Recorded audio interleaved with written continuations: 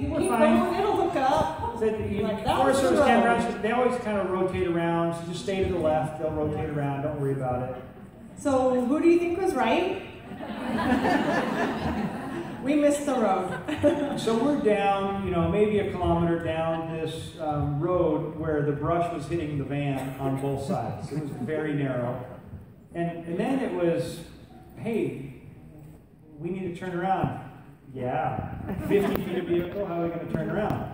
We'll just keep going because I'm sure we'll be able to connect with another road, and it's better to just keep going forward. So further and further into the forest.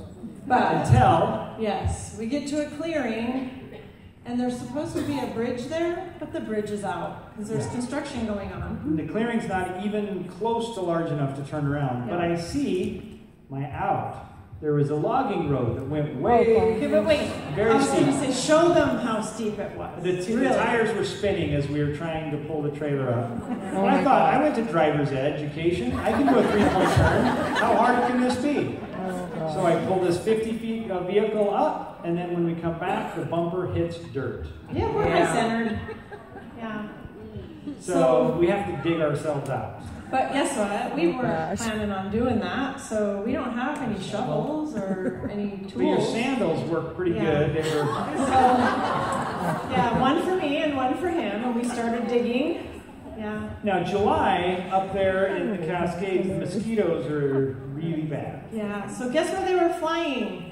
Up my dress. I mean, her leg was so welted, it looks like she got stung by 1,000 bees. I don't even think they saw him. No, they didn't see him. It's like that I thing was you don't have to, bright red. You don't have to outrun a bear, you just have to outrun the person that you're with.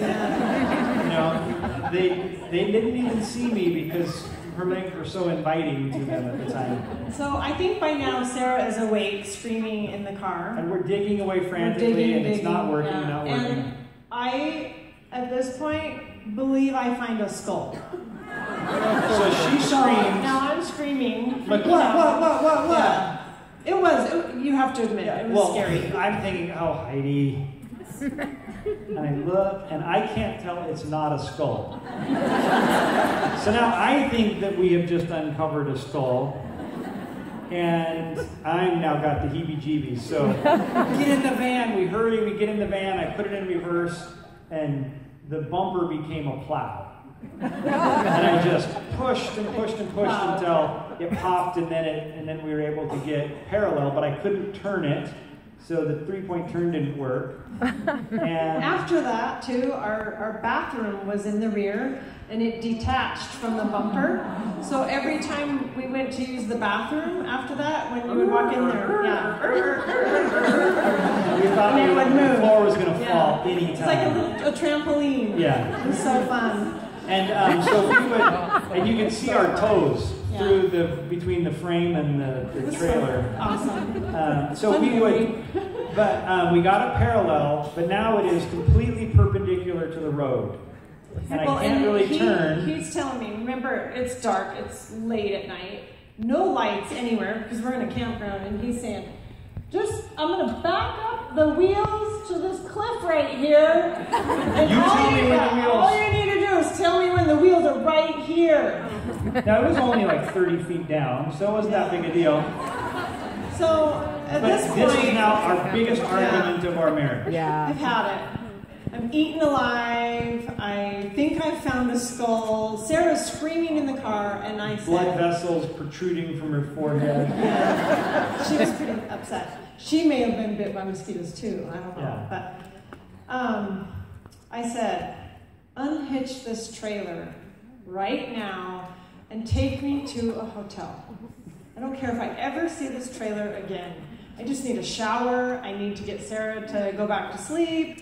I need to be out of this situation. Now, everything we owned was in the trailer. And I thought, we can't just leave it here in the middle of a construction site. She goes, I never want to see it. Yeah. I said, oh, you're just over. No, I never want to see this. He hadn't seen my legs yet, up my dress, so. So she was, I had to kind of realize, are we okay leaving every one of our material possessions behind in order to get out of this argument? So I agreed. We unhitched the trailer. I took her to a motel. It was a motel. Motel. Any of you seen the X-Files a couple weeks ago? It was like that motel with the crazy taxidermy. It was pretty creepy. So we got there, and the next morning I went to the trailer and saw construction workers scratching their head. You couldn't have dropped that thing with a helicopter in a more precarious position. It was horrible. But I think, though, that they were probably so curious to see the guy that... The idiot. Did it. Yeah, they got that trailer right there. Yeah, and so anyway, we were able to pull it out, and they helped me, and we got it out, and it was no problem. But there's a couple of things to take from that story. We learned a few things. One is, we stayed married. Surprisingly enough.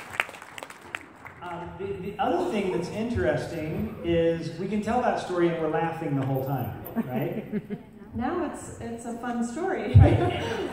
And we see from that seeds of our success. If we didn't have those kinds of trials, then a lot of the times when Cincy success was coming our way, we might have not had those humble beginnings to anchor us. We might not have had those opportunities in our life to walk away from every material possession that we've ever had and know that we can be better for it. And some of the success might have actually screwed us up. Well, and I think too, that taught us working together. Even though we were angry, we did work through it. Yeah. So. And I learned how to handle the fact when you say, I told you so. You know when I reached that threshold. Am I right? Yeah. And any husband out here, you're saying, that is a skill. To be able to deal with the fact when your wife says, I told you so, if you can get to that point, you're golden. Your relationship is rock solid if you can internalize the I told you so without getting angry. But there's something else. When we look back on that situation, we have fun. We enjoyed it. It was a great story. So if we can enjoy it now, why not when you're going through a tough patch, why don't you forecast into the future, think of what you're going to think of this event then, realize it's going to be a great story that is going to that you're going to laugh about, and laugh about it while it's happening. Had I known, I probably would have been chanting, if I enjoy the journey, if I enjoy the journey, the whole time. And that's really the point of the theme. When we find joy in our journey, even when our journey is bumpy, we are positive, we are aggressive, we are able to accomplish our goals. Instead of being affected and taken out of the game, we get into the game and we take the game on and we win. Woo! Okay. So that's our story. I think there's some more stories about some consulting stories. Lots of stories today. In fact, we have a lot of people who are going to be helping out today. Some already helped with registration. Yes. And before we go, let's thank them. Thank them. If you're going to be presenting this afternoon, Expo, or help to doing the registration. Expo, help to registration, please stand up. Stand up. We got to thank you.